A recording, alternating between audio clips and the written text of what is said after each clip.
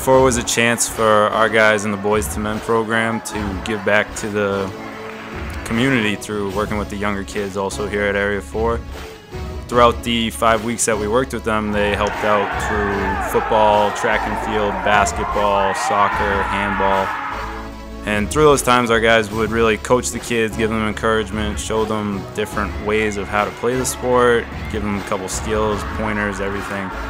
And going into it, I'll tell you, week 1 was pretty tough because our guys didn't take it that seriously. I don't think they really got the whole point of what it was about and what it was to be a leader to them. But as it went on, week 2 was an amazing change. They really picked it up. They understood what it meant and what they were doing and the impact it was going to have on these kids' lives, considering that when they were these kids' age, they looked up to older kids who were their age. So they understood the point, if they looked at that point of view, that the importance of all this. So from week 2 on, our guys did amazing. They really saw what it was for, and they became leaders.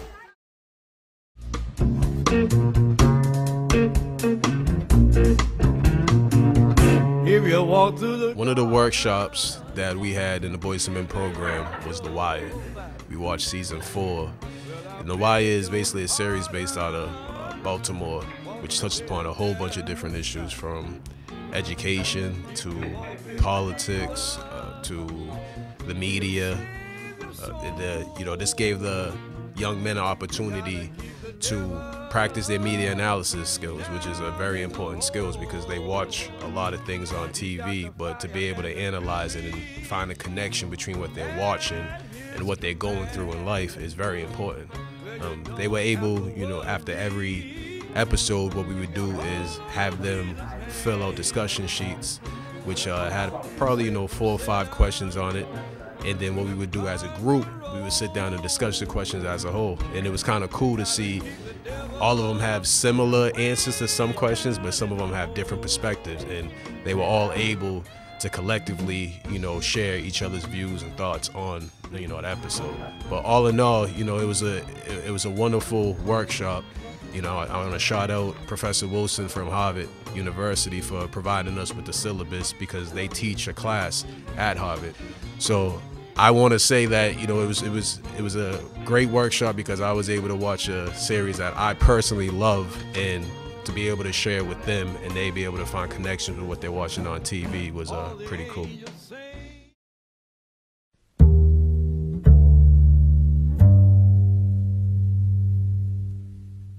My activity was hip-hop poetry.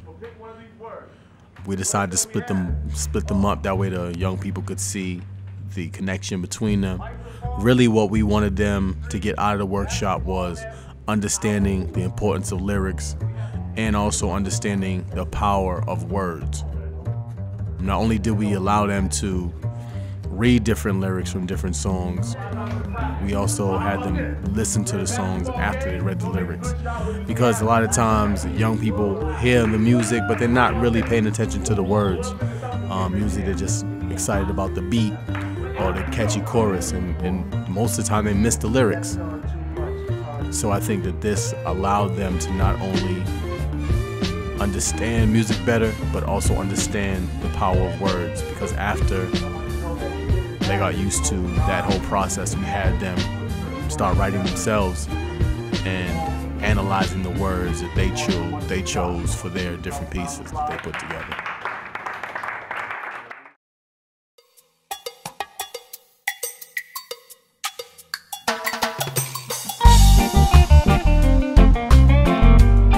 So DEAR, the acronym that stands for Drop Everything and Read, is actually part of a citywide effort amongst all of the youth programs of Cambridge to pause programming each day with the intention of reading.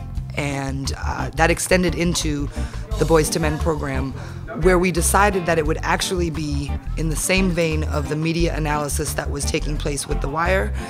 To read the same book would allow further media analysis opportunity.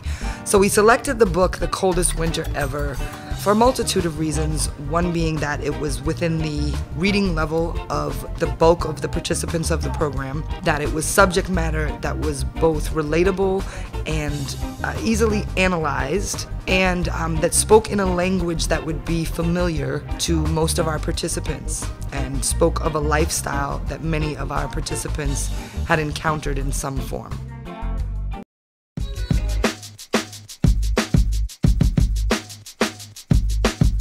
Urban farming was a program that we initiated in order to teach the youth the benefit of growing their own food. One of the field trips we took was to Squirrel Brand Community Garden. Now this is a place where the kids will pass by almost every day because it's right in the neighborhood, but they never stepped inside. So it's a great eye-opener for them to see what's growing right in their own backyard. Another field trip that we took was to South Street Farms on the border of Cambridge and Somerville. And the guys got to see firsthand some of the cool stuff that the South Street farmers are doing in terms of the biotechnology that they employed to maintain their gardens. So it was a real inspiration for the kids.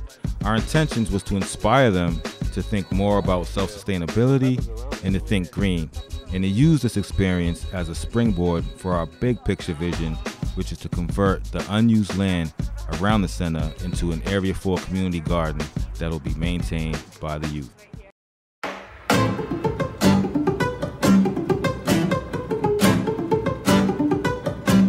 The cooking workshop during the Boys to Men program was an opportunity to expose the youth to some new dishes that they wouldn't normally try on their own, and also just kind of giving them an introductory into what it really takes to cook and the ingredients that goes into a full meal, and kind of give them that complete process of cooking. It was really great to see them just using the tools and getting excited about just putting together their own meal. So not only were these meals really impressive looking, but they were also really simple that they made, and it was just great to see how engaged and excited they were about it, because it was a skill set that they developed and could put to use really almost immediately after learning it. And it kind of showed them that complicated things such as meals really aren't as complicated as they seem.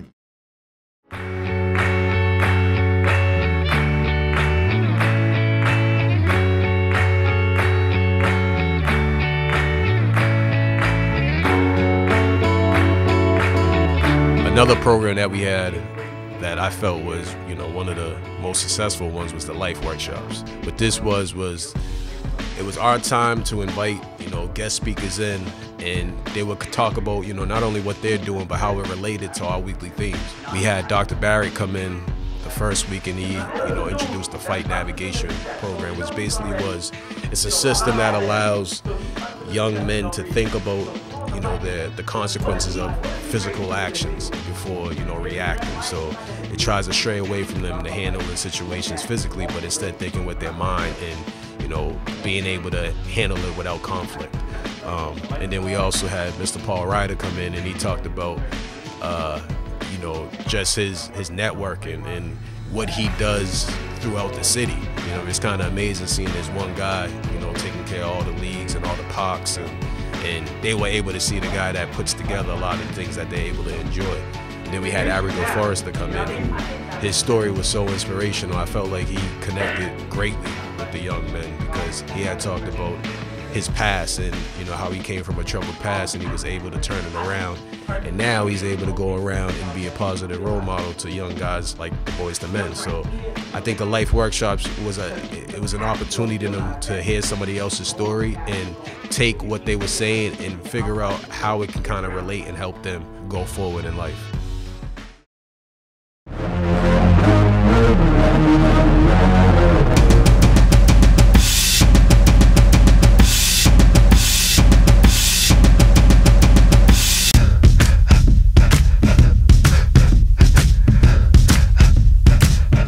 One of the activities we did for the art department was we analyzed different ways that companies branded themselves. So we printed out corporate logos, and on separate pieces of paper we printed out slogans where the youth would have to look at the logo and pick the slogan that matched the logo. So for example, if I held a picture of the Nike swoosh, they would pick the slogan, "Just Do It," to match it.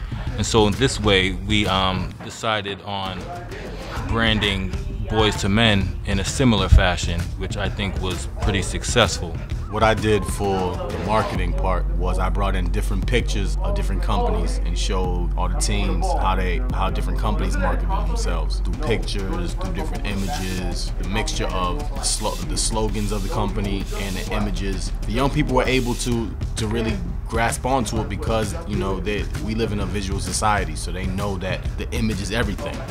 Colors, how the logo pops out. So the young people really, you know, understood what that was, and they understand how they wanted to market to their friends. But I think it was important for me to really show them the importance of the marketing of the product, just because that is what brings in the money. You know, the marketing part is what makes people really want to buy the product. You know, you have to give the people the feeling, make them feel, you have to make the consumer feel like they really need your product. They can't really get through their day without it. So we had to figure out a way to get Boys to Men out there, the name of the group, and what kind of statement they wanted to give to the city. I think one of the best things about the Be A Boss workshop was the fact that they broke up into these two groups, but they had to come together and decide upon what design they wanted to have represent Boys to Men. From there, they had to decide on what colors they wanted to go with. So it wasn't a thing where it was like one individual had say. It was like they all had to come together, you know, kind of be on the same page as far as what they wanted. I think that just showed like how our group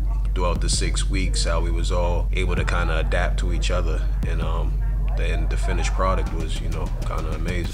And it wasn't an easy task because we have, 17 individuals who all had different ideas of what kind of colors they wanted on the t-shirt. So it might sound like it was a simple thing, but it was a lot of teamwork that was employed for these kids to come up with one solid design that they could all agree with. So it's quite cool to watch. I think it was also, what was most impressive to me was the fact that they had to decide on colors that could work for everybody. Not everybody can pull off extra bright colors. Not everybody is comfortable with different colors. So it was important for them to find colors that can work for all their friends and that they was comfortable wearing all the time.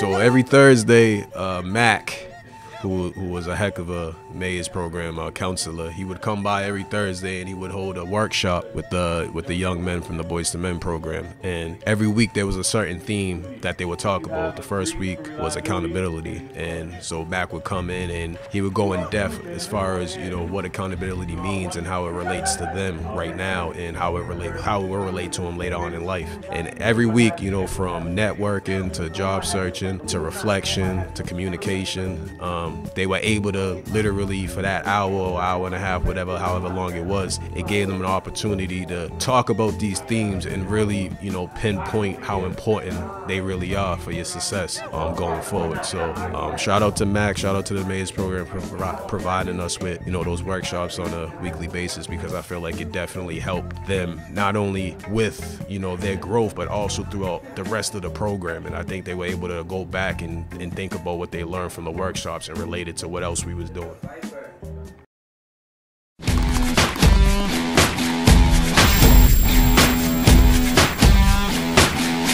So we use icebreakers to do exactly that, to break ice, to begin to create some connection between participants and separate the walls that exist between them. And so that's essentially the intention of icebreakers.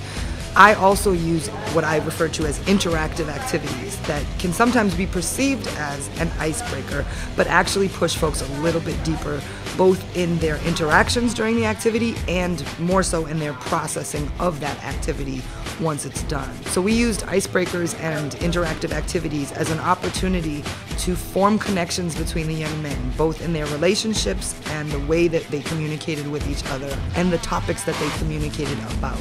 So often our activities would be an assignment of what they were going to talk about and how long they were going to talk about it for, and the context in which they were going to talk about it. This was, again, with the purpose of creating relationships and the ability to have these kind of conversations easily.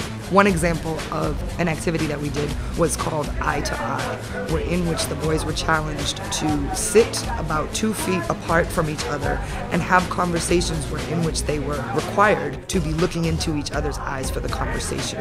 And while that seems like a very simple charge, it's actually quite challenging, as most people struggle with eye contact and struggle with the honesty that eye contact typically warrants. And it was an excellent exercise to watch them partake in and to watch their discomfort with, and also to watch the progress that took place over their weeks together of how easily their eye contact was able to happen over time and how easily they were able to communicate honestly and directly with each other over time.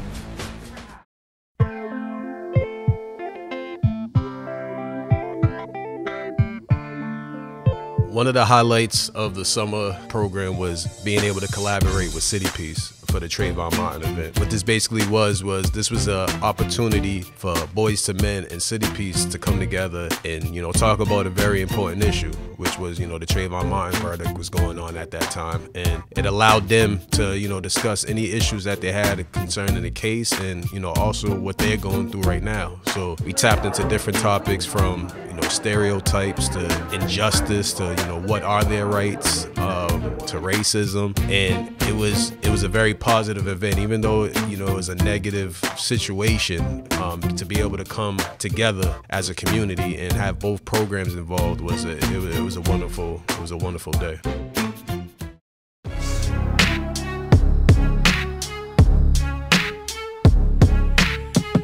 Chess was another one of our 6-week activities that attacked a lot of different areas of development.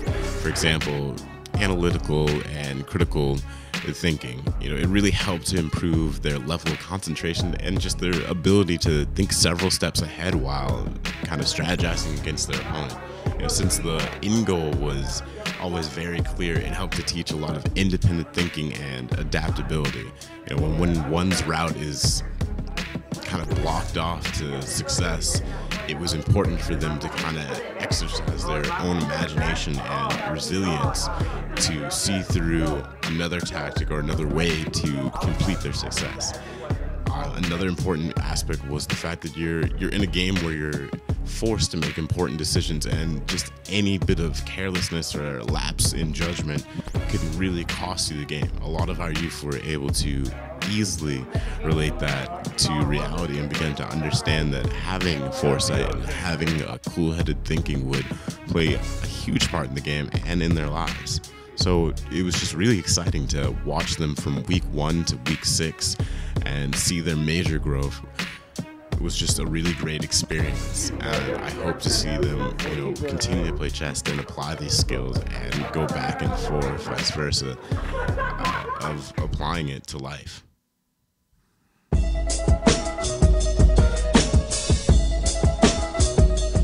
Pay It Forward helped me grow to be a young man. It helped me use communicating with the young kids, and accountability, to accountable for my actions of what I'm doing around them, so I can be their role models and it can keep going on for decades and generations to pass. And I think that it's very important for us to start now so we can finish on in the future and everybody else will be in line of what's going on. Well, Pay It Forward helped me grow, because when the kids come outside to do sports, at first just running around and never listening, so I had to have patience and I had to show leadership as well.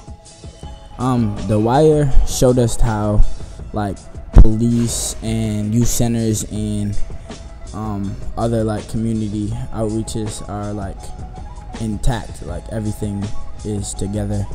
Politics and everything has to do a lot with how your life is coursed out and mapped out for everything. And The Wire also showed me how much opportunity that we have in Cambridge.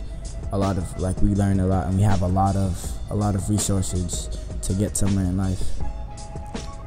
The Wire helped me grow as a younger man, because I had learned how to, analyze, and I learned how to evaluate my speaking well, because I was in discussion with everyone in the room, discussing about the certain events that had occurred during The Wire. And it helped me become a better man, because, it helped me understand other people's characters, to put my feet in other people's shoes, to comprehend what they're trying to say or what their lives are like in Baltimore in The Wire. Hip-hop poetry helped with the 21st century skill of media literacy. We analyzed the lyrics of a few songs and wrote our own poetry, but the part that I learned the most from was analyzing lyrics, because usually I only like songs because of the beat or the artist or how it sounds, so I don't really pay attention to the lyrics. But in that workshop, we analyzed the lyrics of some songs and listened to music from rappers that actually meant what they said, instead of the new hip hop where they just talk about inappropriate stuff. And then it's media literacy. That skill's gonna stay with me for the rest of my life because it helps me understand songs more, and it's important to know what the song's about. They helped me become a man, because a man reads. You have to know what's going on around you, whether it's a newspaper or whatever. You have to read to gain knowledge and vocabulary skills. But reading, the book we read was the coolest one to ever. It was a great book, and by Sister Soldier. So we learned how to analyze. Well, personally, because I took the book home, I liked it a lot. I started reading ahead and everything. So it just gave me clues on how to grow in life, because Santiago, which was the father, the drug dealer, he taught his daughter and his wife and everybody that you have to plan ahead. In chess, you have to plan ahead, but you have to know how to stay on top of the next move. You have to predict for the future. I learned a lot of things from urban farming. One of the things was that it's way cheaper to buy from a farmer's market or to grow your own garden or farm than to buy from Market Basket or grocery store. It's also healthier. You get more healthier, you get healthier foods. Also, when you have a community garden, it's a place where everybody, young and old, no matter what your race, no matter what your background, you can connect, you can grow stuff, you can learn about other people, you can enrich, you can get healthier. It'll be like a community hotspot. And so it helps a lot with your community too. Cooking helped me grow as a man because it showed me that you need communication to have good coordination with the other people that you're cooking with. And not only just in cooking, I mean in real life, you really need to communicate with others around you to get a better job, to do other with other responsibilities. And it also taught me about responsibility, how you have to take responsibility for your actions. Say if you mess up with cutting, you have to take responsibility for that and own up to it. Also in life, you have to take responsibilities for your mistakes. Cooking helped me grow as a young man. One, because it taught me how to be a better chef, and two, that it also taught me how to make my own meals. And you don't always want to you don't always want a girl to cook for you. You want to be able to cook for them too. And some of the skills I learned was communication, accountability, and teamwork, because you need all three of those skills to be able to be a good cook. Or if you want a job, you need to be able to communicate with the other chefs and stuff. I really like those life workshops, especially when Ab came in. Abigail, that's his name. Yeah, Abigail. He's a cool dude. I would never expect him to what his past was. I would never, because the dude he is now, he's so professional, how he's dressing, how he presents himself. So when he came in and talked about how people expected him to fail because once he came out of with his past and stuff like that, I was wow, I really got my attention, and how he was talking. I never gave that much attention to someone that was talking about life, things like that. But I really like the life workshops, and the things that I learned from is don't ever let anyone bring you down at times like that, because at the end of the day, you have to do what you got to do and get it over with. So don't think you're always going to fail. So do your best. That's what I learned. Be a boss helped me because it helped me keep an open mind to other people's ideas, because we all have different styles. So when Roddy would have a suggestion about a shirt and then I didn't like it, I would speak up, because if a shirt came out that I wasn't fond of, then there was no point in making it because I wouldn't like it. So it helped me keep an open mind. From the Mayor's Program workshop, I learned a lot. Mac taught us what to do and what not to do in a job. He taught us how to find a job search, and I got my skills was better to look for a job. Before you even get started with Open Circle, you have to, I feel like you had to be accountable before you even started. You had to be accountable for the fact that you're peers had to fill in the timesheet before you even get ready to sit down in the morning circle. Second, it's communication, because if the person's leaning back in their chair, uninterested in what you have to say, their body language, which goes into communication, is giving off a vibe telling me that you don't care what I have to say. But I know with my brothers that I don't have to worry about that. I know they care about what I say. And that's how Morning Circle helped me grow, not just as a person, but as everything. The Trayvon Martin case helped me grow as a young man, but I just like, in life, like, cause you have a hoodie on, like, it shouldn't be judged the way you walk, the way you dress. Like, everyone should be, it has equal rights. Like, there's no one should be judged because they're black with a hoodie on. That doesn't mean nothing. That just means that they're still a human being just like you and I. And something I learned from it was when City Peace came and we collabed for the George Zimmerman verdict, it gave me like, this is my time to shine. This is my time to show that Boyz II Men is about business and we're doing business over here. So I wanted to be a leader and I wanted to be like that guy for my group. And something else I learned was accountability and communication. To be that leader, you have to have communication. So you have to communicate with your peers, with your fellow workers in the group. And you have to be accountable for your team, your group. So you want to be that best one out there to represent your group. That's what I learned. Chess helped me grow as a better thinker. Like, chess is a lot of thinking and strategy in the game, so that's what helped me think. And what I learned from it is sometimes you gotta sacrifice things to get a better outcome, and you need flexibility and adaptability to win in both life and chess. The field trip to the police station made me realize that I have to keep working really hard and stay focused so I don't end up on the streets.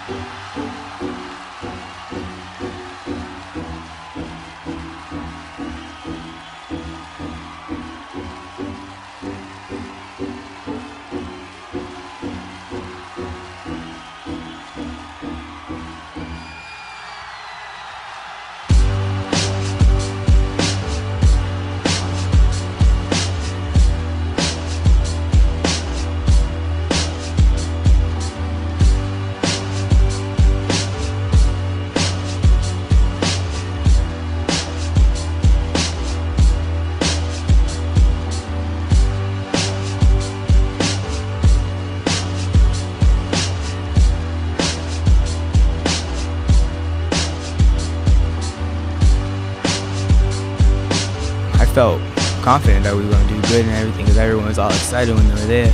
But like, I wasn't feeling that confident during the week when we was like practicing and everything because everyone wasn't like ready, like standing right, not participating. Like yo, we're not doing good. But once we stepped on that stage, everyone felt confident and was ready to go. So after that, as soon as I got the mic, my mind just took control and I knew my lines and it just flowed out my mouth.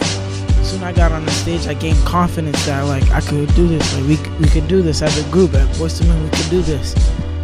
We did better than we were expected to do, which is what we learned from the beginning, that people expected us to fail as a team. But it felt good being the underdog. Like we had nothing to lose. On the stage, I was kind of nervous because I thought we was gonna prove them right that we would fail. Until like the people in front of me, Mikey, Social, and Kirby went. My confidence built and my voice rang into the microphone. And yeah, I let out everything I had to let out, with a strong, confident voice. I feel like when we had to say our lines, that 10 seconds when everybody's looking at you was amazing for me and my peers. And all I want to say is thank you for staffs. But once I stepped up onto the stage, I felt good. And once I stepped back, I felt great. I felt like we were the best group, like we shut it down, like we were the leaders, like we sent a message. Boyz II Men to me is a brotherhood. We learn from each other, we teach each other. We have different state of minds, we have different views, different perspectives, but we all come together. That night was supposed to show what our work site and what our group was about in terms of what we were doing. And us, Boyz II Men, we went first and we wowed the crowd. We were the underdogs. Even though I was nervous though, I felt proud because everybody's two poetic lines about Boyz II Men came together and created a story, a positive story about Boyz II Men and what we did. Last night was the first time I performed on stage and wasn't nervous. I wasn't nervous because I felt good going in. I knew my lines, I knew everyone else knew their lines. Being at the MSYAP showcase was such a great moment of pride for me after the huge amount of work, planning, and time that went into the creation of this program. The culmination of the work of the boys and of the men that led those boys was really exciting to watch, both in process and on stage as it was presented to their community. Mayor's program showcases something that I'll never forget. I feel like that was our coming out party. We worked so hard for 6 weeks in that little room, and there was a lot of doubters. There was people who didn't think we was getting things accomplished, and this was our time to stand in front of our city and prove to our city that not only did we get work done, but these are some very talented young men who have a lot of potential.